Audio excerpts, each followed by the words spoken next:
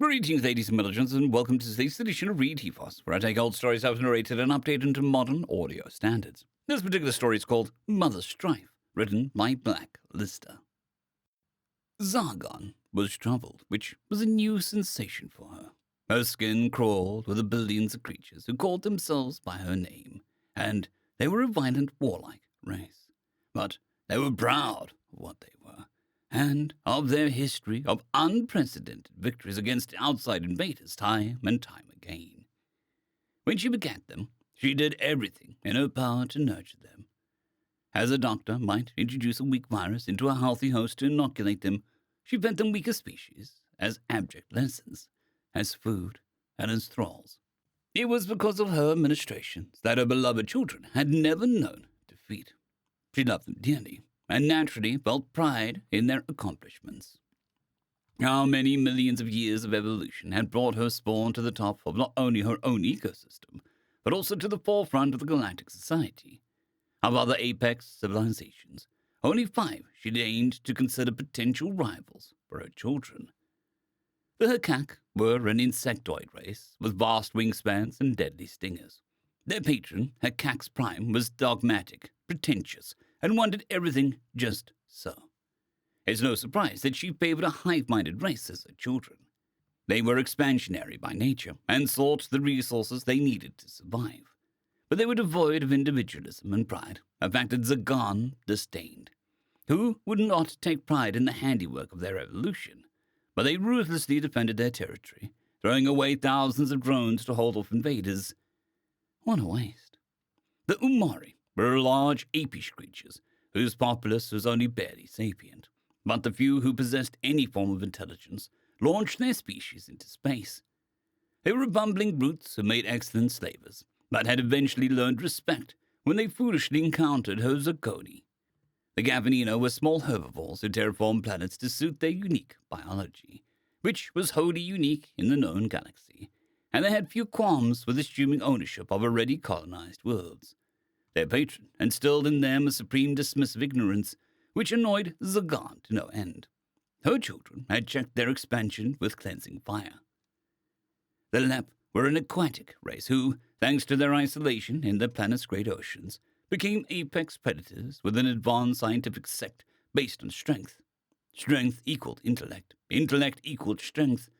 But because they were exclusively aquatic, very little was known of them beyond those spies the Zagani caught in fishing nets. Their biology made them especially suited for subterfuge against land-based species. She distrusted them and their maker, who always seemed to keep to herself. The Purgij were one of the few avian races that managed to remain on top long enough to obtain sapience and develop culture. The amount of effort theirs put into them must have been a massive undertaking. Their shrill shrieks were beautiful, terrifying, and entirely immaterial compared to the Zagoni war cries. The galaxy was a game board with many moving pieces, some important, others not so much. But now, a new player had entered the field. Their appearance was sudden and unexpected.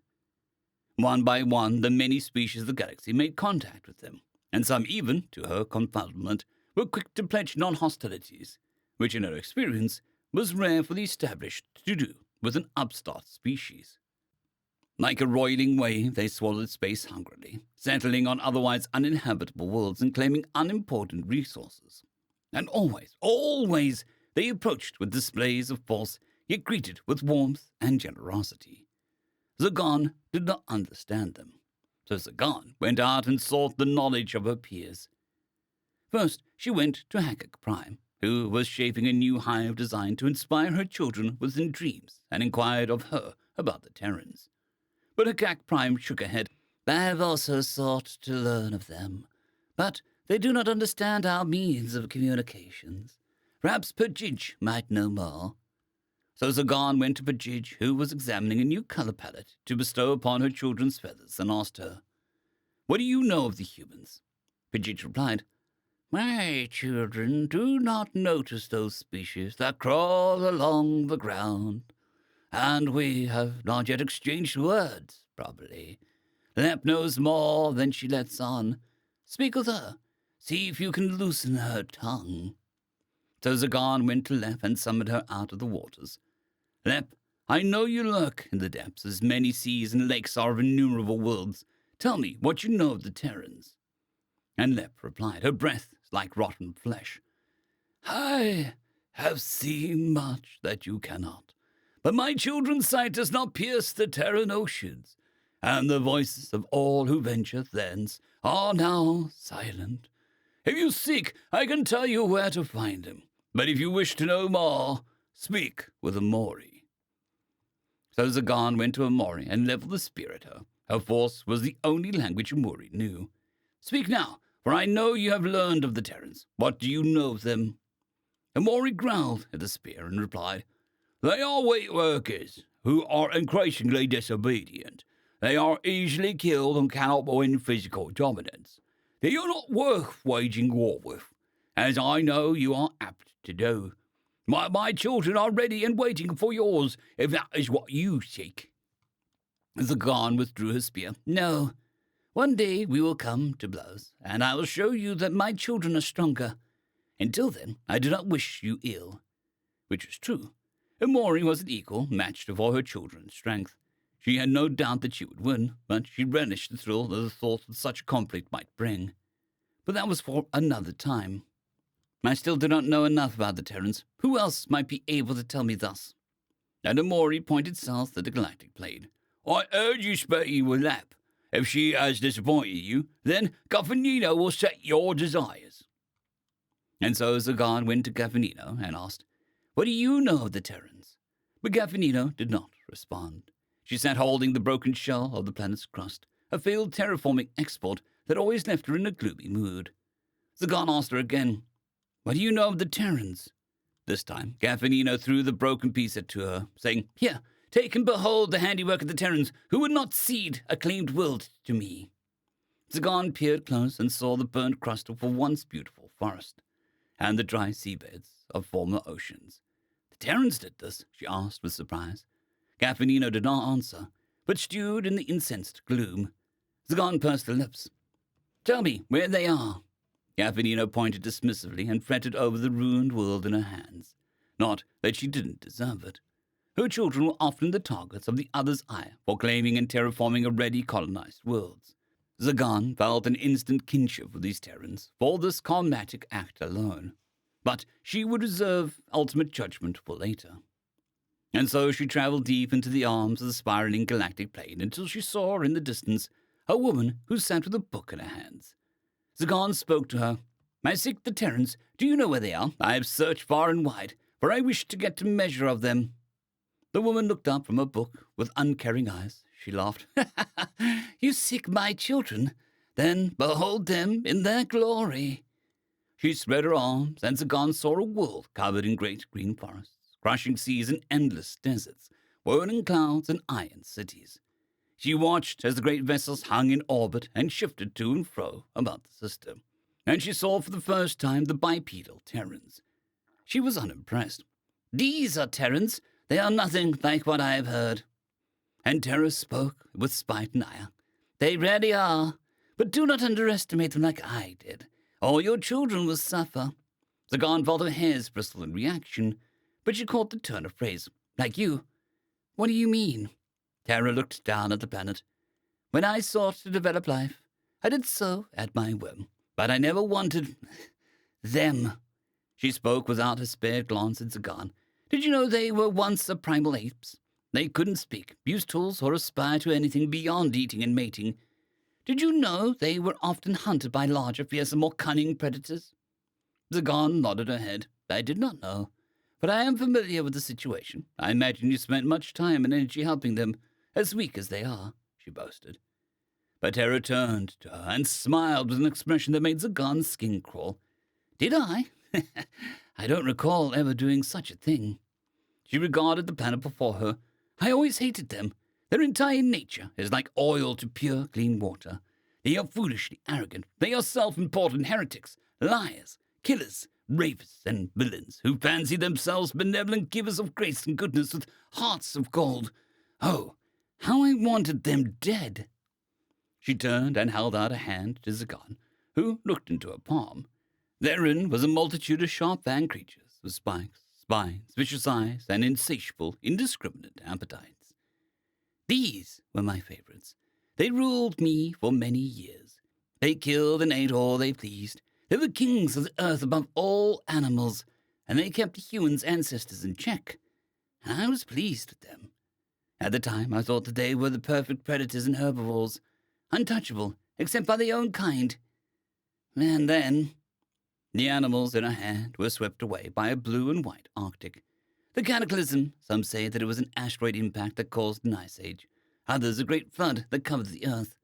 I know the truth, and it is secret. In the warm waters I developed monsters to rule the deep, and on the surface I fashioned thick coats of fur for those who could best wear them. A new strange beast with great fangs that protruded below its jaw appeared alongside others. Beside it, a Goliath of a creature with great tusks and a thick hide. Mammoths and saber-toothed tigers, the dire wolves, perfect guardians of the icy waters. None were more suited to survive the harsh years of perpetual winters than them. So enamored with them was I that I overlooked the humans. The scene played out in her palms. My beetle lurkers pounced upon the mammoths, striking fear into them and sending them stampeding over a great cliff to their death. It's ironic, isn't it, that in my negligence the humans learned to evolve to account for their weakness. It was not with tooth, with claw, or poison glands, spikes, spines, or eyes for the night. Instead they sharpened stones and fashioned them to branches, and used them to hunt my babies. They sliced off their flesh and wore them for warmth, ate their meat for food, used their bones to create tools, and hid in caves away from my sight. When I learned how to see their presence, I realized how much they had grown during my ignorance. I disdained them. They were not creatures fit to survive. That wasn't my plan, my desire. So I set against them all the elements I could summon. Yet a world not my own was set against me. The snows and ice melted. Life returned in abundance across me. How many years passed in enmity between us, I wonder? Hundreds, thousands, millions, I cannot recall. No matter the creature I fashioned with weapons or defenses and set against them, no matter the element I could wield to displace, crush, melt, drown, or tear them down, they persevered. She gestured to the green and blue planet before them. So I changed my tactics. If I could not use natural means to erase them, then I would set them against each other. And so I blessed them with the distinct differences that accommodate their environments, the colors of their skin, the shape of their eyes, the resources of their lands. They needed no more reason than that to kill each other. And oh, how they danced to my tune, my most mortal mistake. Zargon tilted her head confusedly. This one was strange. How had she failed to cull her own creations? How had her creations culled so many of her patron species? Moreover, what do you mean mortal? Do you mean to say that they are killing you? Terror eyed the foreigner. I let them kill each other in mass for centuries, nay, for millennia. Children were sent to die in war, the females taken as cattle, the infants stillborn, the elderly culled by disease. By my own hands, these events I set in motion, and yet I failed to realize their true strength. Terror breathed heavily, with succulent scents wafting from her, her arms wrapped around herself sensually. They knew conflict since the dawn of their kind, but I introduced them to war. I was young and inexperienced then, and I did not recognize the fierceness of all life that came from me to survive. And then they divined the secret to survival, or rather, they uncovered a cheat, a cold, heartless solution. To survive in war, one must win the war. And what better way to win the war than to destroy thine enemies? Zargon chortled disdainfully. Such logic was universal. How foolish of this one not to learn it until so late. Terror shared her humor. Laugh not, stranger. For you favored your children since their conception, and they have so unified as a species since the dawn of their sentience. You brought upon them changes necessary to bring them forward into the subjects of science, philosophy, taught them the importance of history and wisdom. This I know. Zargon's smile slipped, for what she spoke was truth. I did not. All these things and more they learned on their own, on a baser level. They unconsciously used war to fuel these pursuits, and the acquisition of resources to develop countries, nations, and technologies. Upon the precipice of an industrial age, I set them against each other in a global war.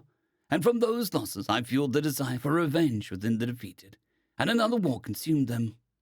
Terror brought the planet into a grasp, and from that war they discovered a star fuel and fashioned weapons with which they turned to deterrence. And in the fear of their own mutual annihilation, world war became impossible for me to incite. They came to the tables and joined hands in tentative peace, and this I hate, most of them.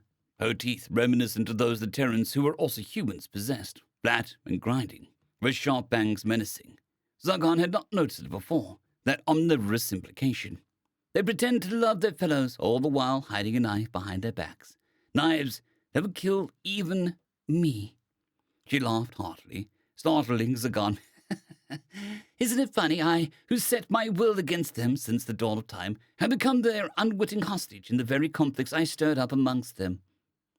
Terra reached to herself and pulled her coverings off, exposing her naked body. Ugly wounds, deep and garish, crisscrossed her flesh. Her nurturing breasts were marred beyond recognition, and life-giving womb poisoned in a hideously visible way. Her legs barely looked strong enough to support her, and the tendons in her arms were visibly severed. Zagan had seen this before, when a civilization destroyed their homeworld thoughtlessly. Yet these wounds were not fresh as she might have expected. Instead, they seemed old and scarred over, like an old nightmare. Yes, they were killing me, Terra confirmed as she saw the recognition in Zargon's eyes. They know it.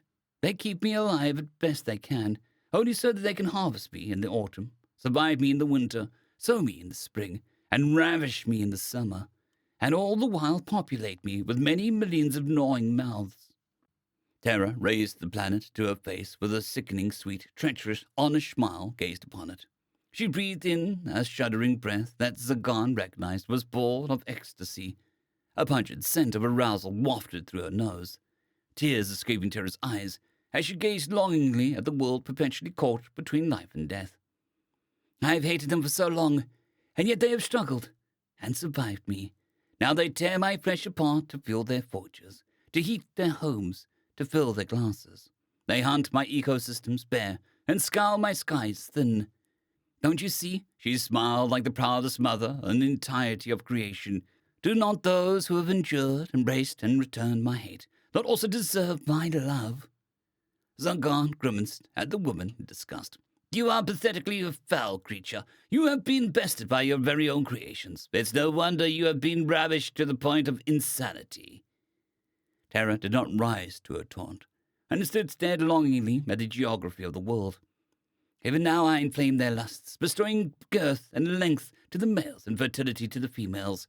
I feel myself full to bursting with them, and when I can bear no more, I cast them out into the cold depths of space. She laughed gently. Aren't I just a wicked mother? Zargon felt herself roil in disgust and raised her spear. Wicked and warped! If your spawn are anything like you, self-hating, self-loving, wallowing in lust and greed and nepotism, I refuse to share the void of them. I have filled my children with love of war as well, and they have long since established themselves as the dominant power in the galaxy. Zagan leveled her spear at Terra. I rally that love against you now. From the tip of the spear poured hordes of Zagan, the scourge of many thousands of worlds and civilizations. Terra watched them approach without fear. My, what beautifully simple creatures your children are. I can clearly see your love in them, she breathed. Terra brought up the spear to her lips and kissed it tenderly, sensually. When she pulled away, blood dripped from her lip. But your love cannot outshine mine, for if with only the patronage of my hate my children came this far, then with my love there'll be no end to their limits. With every word from her mouth spewed a vortex of warships, each grand, vicious, and terrible. A civilization fueled by the prejudice of their progenitor arrayed themselves against formations with comforting familiarity, and Zargon felt a genuine moment of uncertainty. When both fleets joined each other in blossoms of light and entropy, Terra opened her arms, lost in the throes of climax, like welcoming death, and laughed, and laughed, and laughed. Inside their hearts, the humans were laughing too. End of story.